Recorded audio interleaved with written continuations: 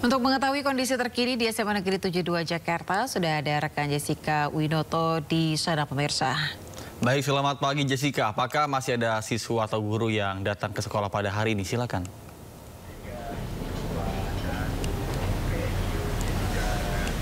Ya, selamat pagi Nata, Ayah dan juga pemirsa. Untuk kondisi terkini di SMA Negeri 72 Jakarta 3 hari pasca kejadian ledakan yang terjadi pada hari Jumat yang lalu.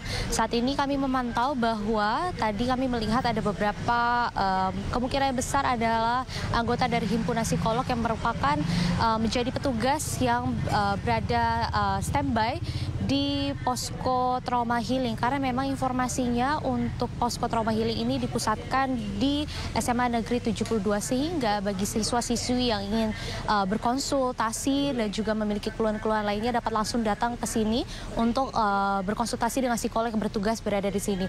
Dan adapun juga kami melihat bahwa tadi kami melihat sepertinya ada juga guru yang tetap datang ke sekolah untuk yang mana memang informasinya untuk kegiatan belajar mengajar ini dilakukan secara mulai dari hari ini. Tetapi untuk informasi sampai kapan sekolah daring ini dilakukan, hal ini informasinya bahwa akan menunggu hingga sekolah SMA Negeri 72 ini dapat dikonfirmasi dapat digunakan kembali. Karena memang hingga saat ini pun Nata, Ayah dan juga pemirsa, di gerbang sekolah di tepat di belakang saya ini masih ada aparat atau pihak keamanan yang menjaga ketat, sehingga memang dari sekolah SMA Negeri 72 ini masih menjadi area steril, sehingga tidak ada orang yang sembarang bisa keluar masuk ke area sekolah. Karena memang informasinya bahwa kejadian ledakan ini terjadi pada Jumat yang lalu, dengan titik peledakan yang pertama di masjid, dengan tepatnya terjadi setelah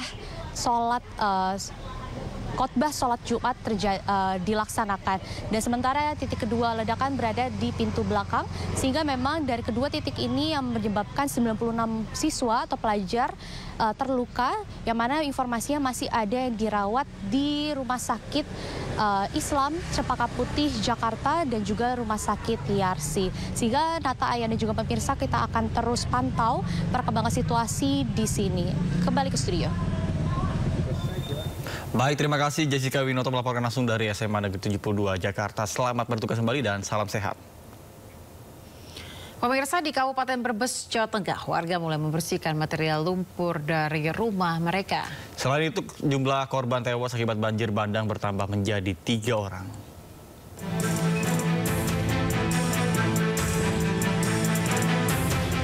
Sejumlah warga bersama relawan bergotong royong membersihkan rumah dan toko dari endapan lumpur. Lumpur tebal dan tumpukan sampah terlihat di sepanjang jalan dan pemukiman warga di Desa Kalierang, Kecamatan Bumi Ayu, Brebes. Endapan lumpur terjadi pasca banjir bandang akibat meluapnya Sungai Erang setelah hujan deras selama kurang lebih 3 jam. Jebolnya tanggul pun menjadi penyebab banjir yang melanda pemukiman warga. Berkali-kali dibangun longsor, berkali-kali dibangun kan longsor, kan kayak gitu. Jadi kalau banjir lagi terancam ini ya, Bu? Oh jelas lah, jelas sekali lah. Deg-degan terus tiap hujan besar. Lumpur masuk rumah? Masuk semalam. Seberapa, Bu? Kalau kayak 50 sentian ya. Atas bencana ini, pemerintah daerah pun langsung meninjau dan mencari solusi.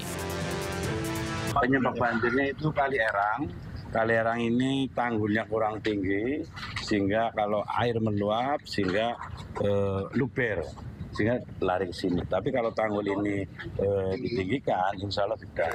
Secara kebetulan Kali Erang ini kewenangannya dari pihak provinsi, sudah kami laporkan. Insya Allah dalam waktu dekat, nanti sore atau besok dari pihak provinsi hadir sini untuk melihat lokasi dan bagaimana caranya membetulkan. Dampak kerusakan dan kerugian akibat banjir masih dalam pendataan dinas terkait. Namun BPBD menyebut 3 orang dilaporkan meninggal dunia akibat tersengat listrik dan terseret derasnya arus. Adapun kejadian banjir kemarin hari Sabtu tanggal 8 itu telah menimbulkan korban 3 orang meninggal dunia, 1 di Kecamatan Bumi Ayu di Desa Kalierang dan 2 di Kecamatan Cirampok. Pemerintah mengimbau masyarakat tetap waspada karena hujan masih berpeluang turun dalam beberapa hari ke depan. Dari Brebes, Jawa Tengah, Unibar iNews melaporkan. Sebelumnya pemirsa, hujan deras menyebabkan banjir bandang menerjang Brebes pada Sabtu lalu. 3 bangunan rumah warga di bantaran sungai pun dilaporkan roboh.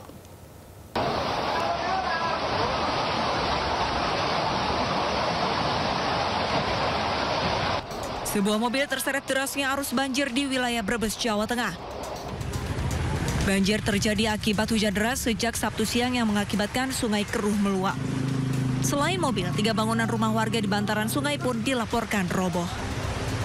3 rumah roboh di RT 3 RW 5.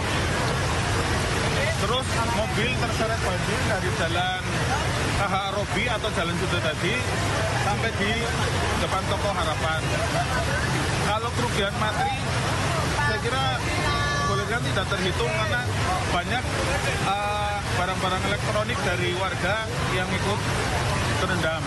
Dan sejak jam 16 tadi sudah agak surut dan hujan agak reda, ini mulai lagi hujan. Nah ini banjir di antar Jalan Majapahit dengan di kota Buyayunya. Berarti berapa tingginya Pak? Air? Sekitar 60-70 cm. Ya. Untuk kendaraan ditutup Pak, untuk jalan ini? Sementara dialihkan ke arah Jalan Lingkar. Berdasarkan data BPBD setempat, banjir bandang juga menerjang Desa Dawuhan dan Desa Benda di Kecamatan Sirampok.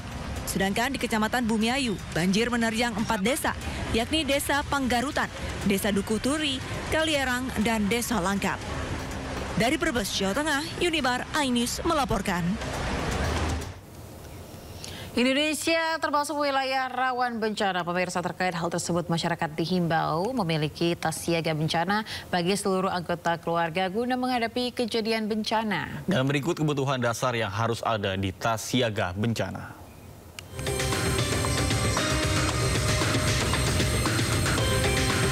1. Dokumen penting seperti KTP, KK, akta kelahiran, ijazah, dan dokumen lain disimpan dalam wadah tahan air. 2. Uang tunai secukupnya untuk kebutuhan sehari-hari. 3. Air minuman dan makanan kemasan yang cukup. 4. Pakaian ganti yang cukup untuk 3 hari dan jaket. 5. Selimut dan handuk darurat. Kemudian 6. Jas hujan. 7. Kotak P3K berisi obat-obatan pribadi dan obat-obatan umum untuk pertolongan pertama. 8. Masker untuk melindungi pernapasan. 9. Perlengkapan mandi seperti sabun, sikat gigi, dan pasta gigi.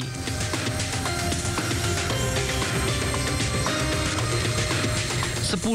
Senter atau lampu kepala dan baterai cadangan untuk penerangan. Lalu 11. Alat komunikasi berupa power bank, ponsel, beserta charger.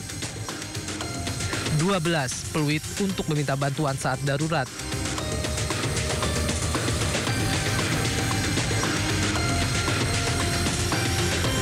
13. Korek api dan 14. Alat tulis.